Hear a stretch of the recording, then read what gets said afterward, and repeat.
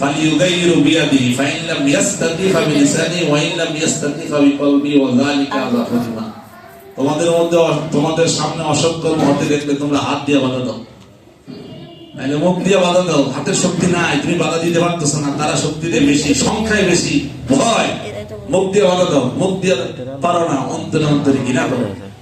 আল্লাহ আমাদেরকে বুঝার তৌফিক দান করুন।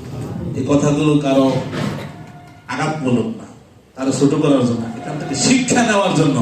কোরআন বলছে বেগানা নারীর সাথে তাকানো, ধরা, হাঁটা সব জিনের গুনাহ, এতে কোনো সন্দেহ।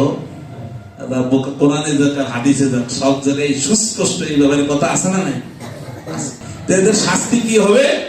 কিয়ামতের দিন সাপ বিচ্ছু এদের লজ্জাস্থান কামড়।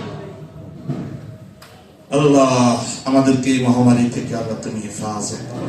আমিন। আল্লাহ নবী যখন আরেকটু সামনে হলেন, হুজুর দেখেন যে একটা লাঠির বোঝা মাথায় তোলার চেষ্টা করতে আছে কিন্তু পারতেছে না। এখন যখন মাথায় তোলার চেষ্টা করতেছে, লাকড়ির বোঝাটা মাথায় নিবে, পারতেছে না। এই জায়গায় কি করা উচিত? লাকড়ির বোঝা থেকে আরো কিছু লাকড়ি কমায় নাও নাকি?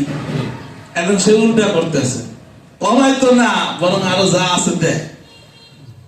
আল্লাহ নবী সাল্লাল্লাহু আলাইহি ওয়াসাল্লাম এই অভিনব কাজ দেখে বললেন, জিবরাইল কি কারণে এমন করতেছে? লাকড়ির বোঝা ভারের কারণে মাথায় তুলে নিতে পারতেছে না, আরো লাকড়ি দিয়ে ভার করতেছে। উচিত ছিল তার কিছু কমায় নেওয়া। জিবরাইল আলাইহিস সালাম বলেন, ইয়া রাসূলুল্লাহ, এদের কাছে মানুষের পাওনা দেনা রয়েছে, পাওনা রয়েছে, এরা মানুষের টাকা দেয় না, বাড়তে বাড়তে ওজন হয়ে যাচ্ছে। এই লাকড়ির বোঝা যেমন ওজন করতে আছে, তাদের কাছে মানুষ যে এত টাকা পয়সা পাবে, এগুলো বাড়তে বাড়তে বাড়তে বাড়তে পাহাড় হয়ে যাচ্ছে। এই জন্য তাদেরকে শাস্তি দেওয়া হচ্ছে। আল্লাহ নবী সাল্লাল্লাহু আলাইহি ওয়াসাল্লাম বলেন, জিবরাইল এবার আমাকে সিদরাতুল মুনতাহার কাছে এনে বলেন যে আমি আর সামনে অগ্রসর হতে পারবো না। কবির ভাষায় জিবরাইল বলেন, আগার একসার মই বরতার ফিরুরাম ফুরুকে তাজাল্লি বসুজাদ ফিরুরাম। ইয়া রাসূলুল্লাহ, আমি আর সামনে অগ্রসর হতে পারবো না।